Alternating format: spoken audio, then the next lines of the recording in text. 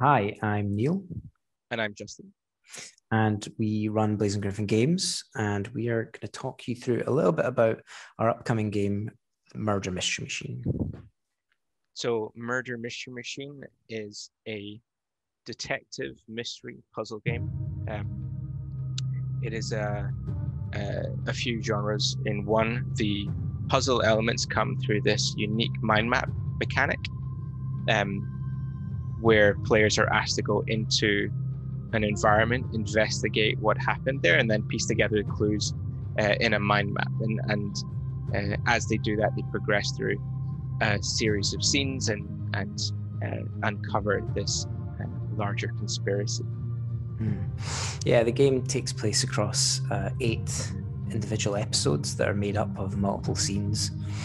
And the goal really was to try and ape the structure of a police procedural on TV. So, we kind of call this our season 1. And as I say, it's broken up into 8 episodes, and they're a kind of mix of story of the week and an overarching story that connects all of them together. So we were really trying to do something pretty unique with it, which a lot of it came out of our background as a studio. So Blazing Griffin, the development team behind this, we make games. We also make film and TV. So we had access to writers from film and TV who could work with us on this and help us structure the game in an interesting way. And we thought it'd be a really cool idea to try and marry the two parts of us as a company and create something quite interesting. Yeah, it was interesting kind of looking at bringing over some of the best practice of TV writing, and kind of how a season is structured. And if you take your kind of favorite cop drama, you have a few different character arcs or story arcs in there. One of which is personal to the characters and how the hero character progresses, weaving in the story of their partners and those around them, having individual cases that are solved in every episode, but then teasing something larger, which then gets concluded at the end of the season. So it was really interesting kind of looking at how that translated into a game form where the game is directed by the player, or at least the progression, and the mind map was a large part of that, because the mind map is so free form. It was interesting to kind of give players this moment of freedom in a space and then bring it back into a linear story at the end of that. Mm-hmm. I think that was, one of the big challenges that we faced with the game from day one, especially working with people who'd written linear narratives for TV, was we were trying to put player control into the mix. And that's not something that, TV is used to. So there were a lot of quite interesting challenges of how do you progress this? How do you kind of emulate a film TV approach, but how do you give the player control of that as well? So there were lots of situations where we, especially at the start, training our writers to understand how games worked in a more specific way that, you don't know if the player is going to do that. You don't know if the player is going to talk to this person or pick this thing up first. So you have to be able to write for all of these different possibilities. Mm-hmm. Yeah, and really center on questions. So much of TV is centered upon reveals, but often those reveals are known by the central character until they reveal it at the end of an episode. But what if you are the central character, the information is revealed to you when it's revealed to that character. So it was really interesting kind of structuring these individual scenes in the forms of a question. And here we have a very simple question.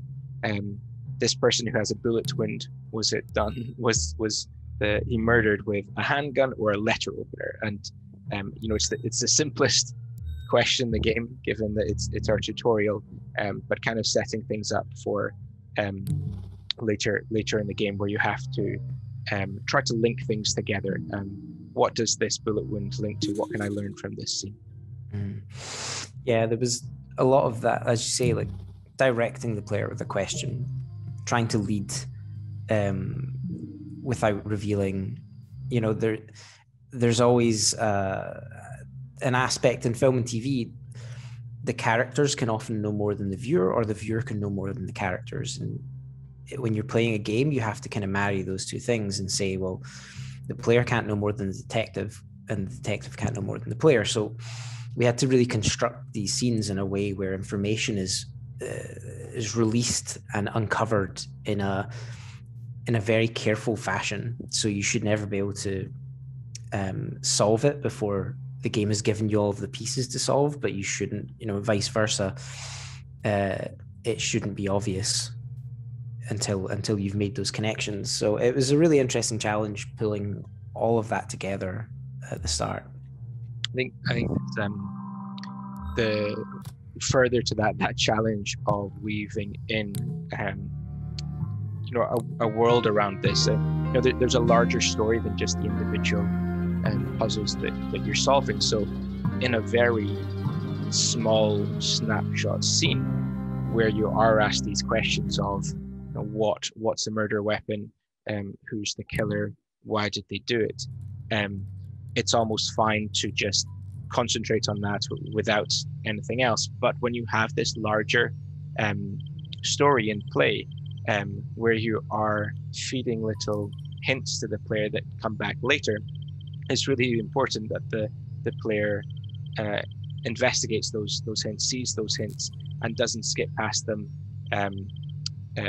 when they submit their final answer of the question of that scene. So that definitely was a challenge, and is a challenge for every scene that we create. How do we make sure that the player answers every question in the scene before answering the final question?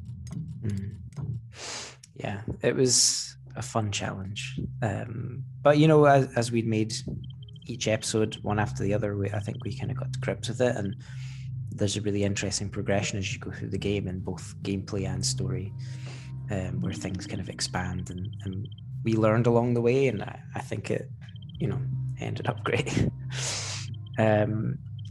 So I think it'd be kind of cool to talk about the origins of the project and this game. I think with any game, things start out quite differently. We had I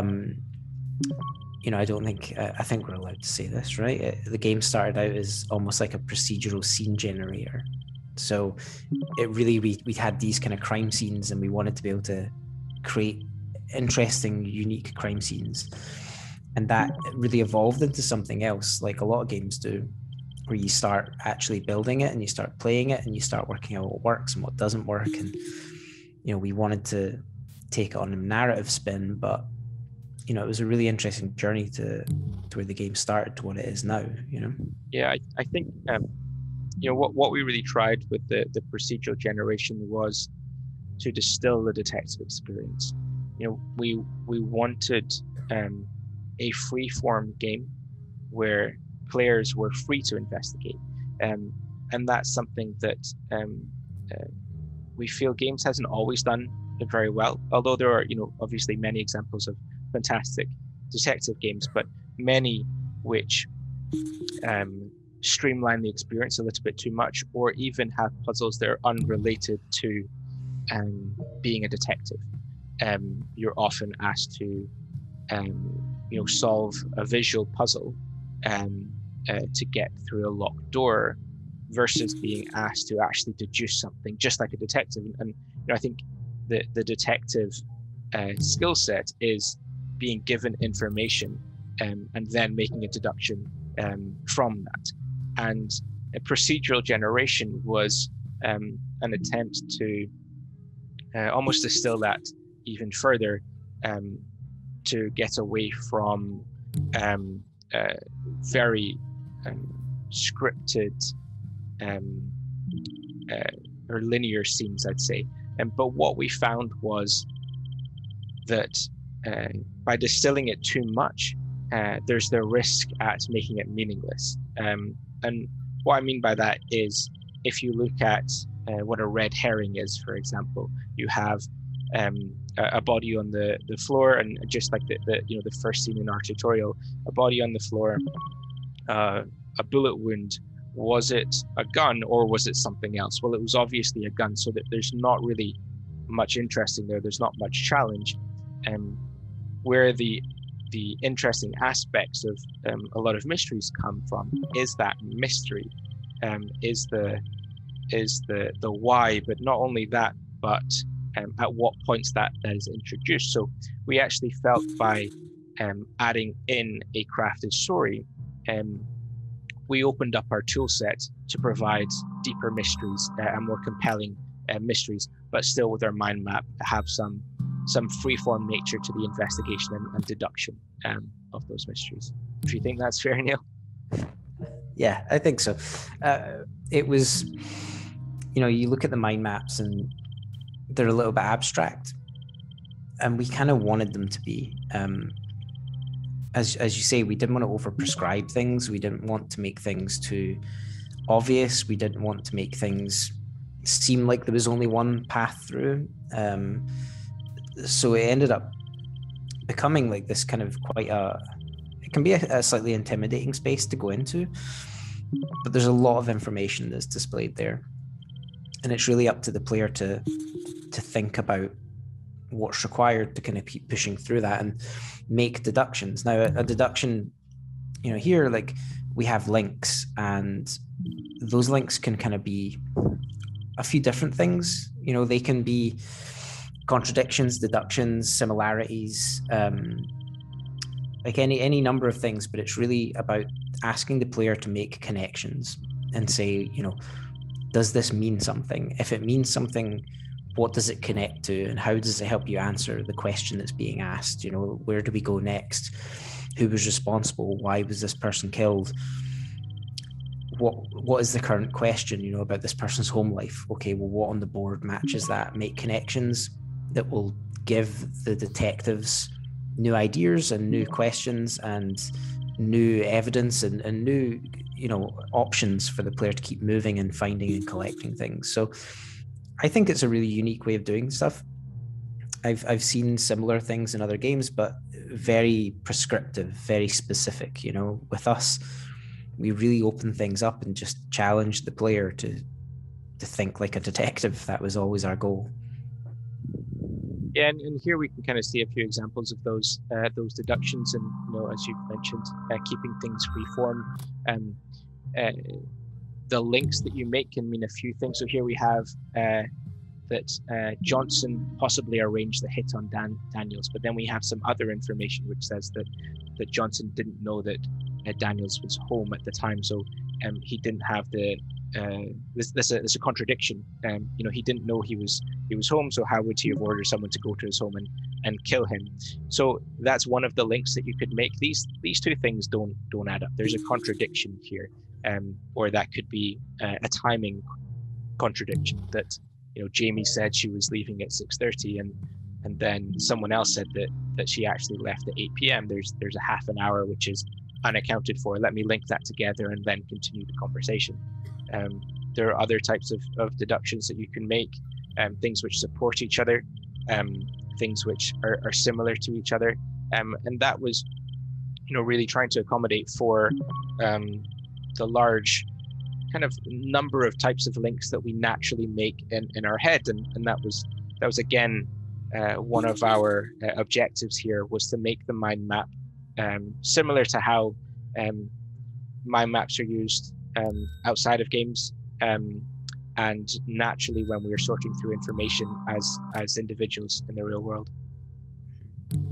Yeah, a lot of it did, as you say, real world mind maps. A lot of the development was on a whiteboard, and we were making mind maps about features, and that's kind of how this came about in a way, because we were really thinking about how could you use this as an actual feature? Could we build one of these spaces and let players kind of populate it and make connections and derive conclusions from it? And I think it's really cool. We see a lot of possibilities for this, and I think there's things we didn't do in this that we would like to do in the future, and we'll see how that goes. Yeah, I think as you said, a lot of possibilities, and I think that's why the game kind of is the structure it is. One of the formative parts of development was when our artist Sean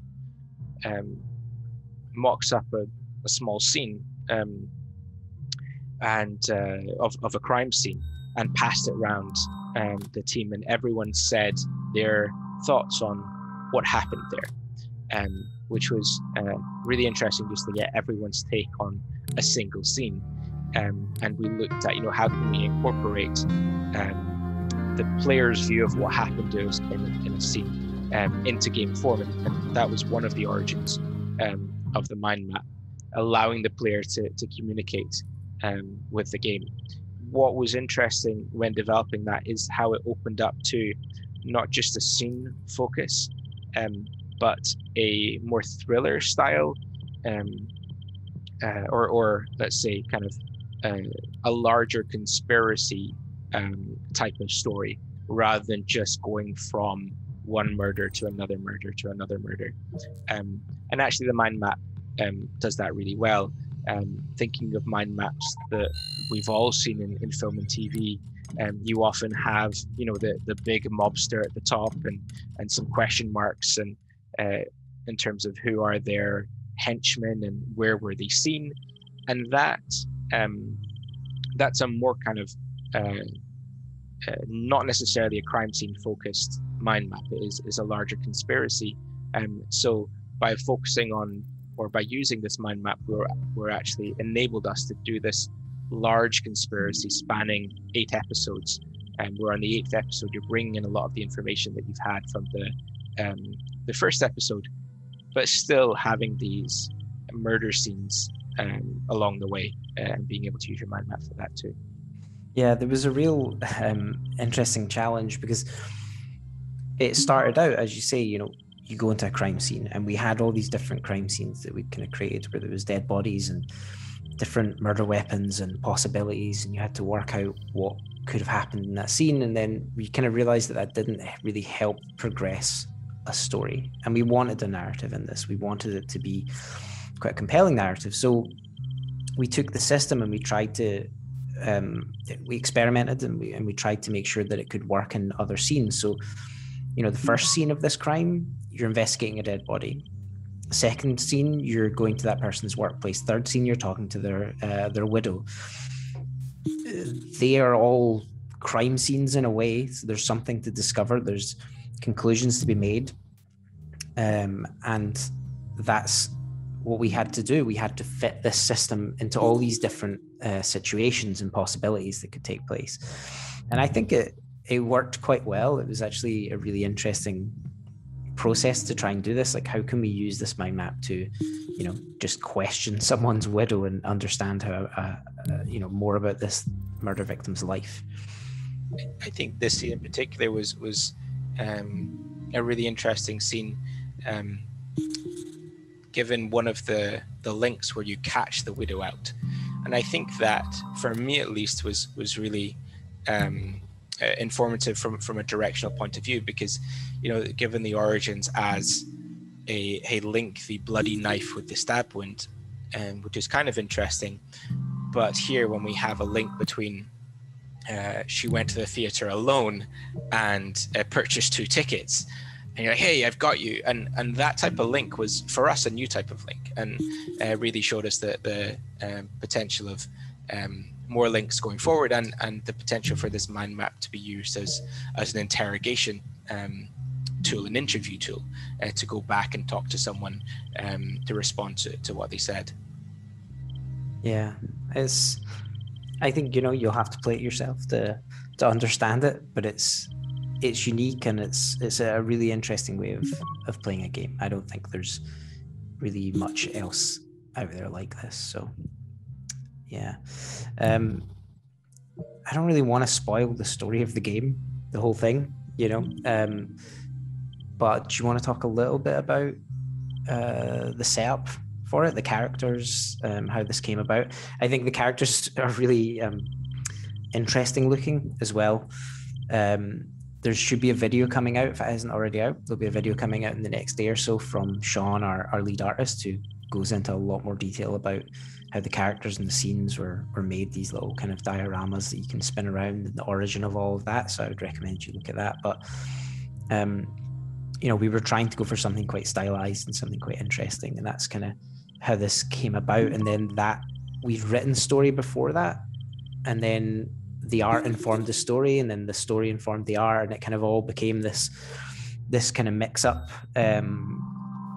that fed off of each other, and we ended up with these two characters and then this world that they were in, and kind of 80s kind of modern noir, as we call it, scene and setting, and this fictional crime scene, fictional kind of police department that we created around it. But we wanted to create something really compelling with this, something that ultimately was about asking the player to understand the moralities around crime and the decisions that people make to commit crimes, and the decisions that these characters have to make in law enforcement to decide whether there's gray areas between the right or the wrong.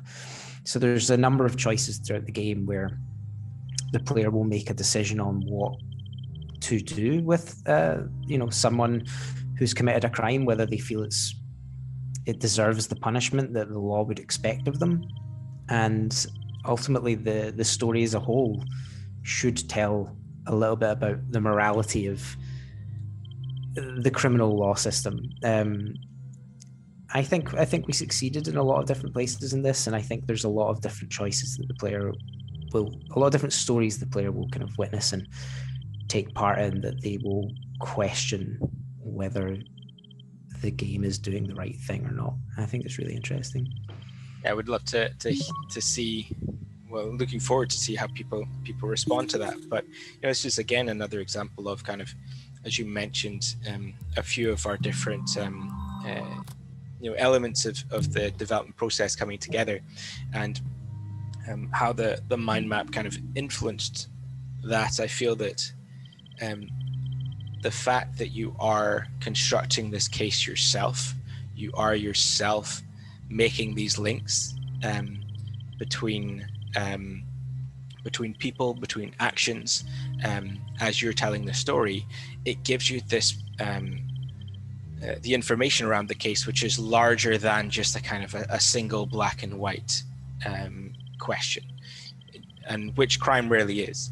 There's always context to it, and I think that's where again we could use the mind maps as the foundation for that, so that the players are building these complex webs of connections, and then as a law enforcement agent being asked to make a fairly clear-cut decision. So we kind of wanted to highlight some of those aspects really of law enforcement, as Neil was saying, that when you understand the entire context of it, it's crime's not that simple, and just like in the real world, it's never that simple. And it's looking at TV shows and films, it's very easy for them to paint people as evil characters because that's entertaining. But looking at real crimes, they all happen for a reason. The characters had a background, had complicated motivations, and sometimes everyone in a crime story is bad, and sometimes everyone in a crime story is good. And I think our system here that we've developed can kind of explore a few of those elements. Yeah, one of the things that I was really happy we were able to do is get to spend this much time with these characters in this city with this kind of overarching story as well, because it allows you to add nuance and it allows you to add depth to character that you just can't do in a 2-3 hour experience. You can't do this kind of stuff in a movie. This is what TV shows do. So, we have characters that you come back to and visit every few cases. There's the larger story that's going on, and even the smaller stories, they're spread out over 5-6 and different crime scenes. So you kind of come back to people, you speak to them, you understand more, and you get an idea of their motivations. And you get, at first it seems very clear cut. Someone's been murdered, and that you work out why that might have been, but then at the end of the 8th episode, I think it completely should change your opinion on the story that's taken place. Everything, you'll see the web, you'll see the connections, you'll see that it's never quite as straightforward as you think. And we really made an effort to add nuance to our characters, and we really made an effort to add depth, and just no one is a criminal, a straight up criminal. Everyone's got a reason for doing what they want to do, and no one is a saint. And that was something that we set out to do, that we were lucky enough to get enough breathing room to do with the size of the game, because it is quite a long game as well. Yeah, cool. Well, I think that kind of wraps up our thoughts on the game and our playthrough. Not that we focused too much on what was happening on screen, but hopefully that gives you a taste of Murder Mystery Machine, and we look forward to you playing it. And we're always happy to chat. It's really interesting to discuss with people, at this event and to on our own channels. So come and chat whenever you have time. Yeah, reach out. Love to hear from you. Cool. All right. Well, thanks everyone.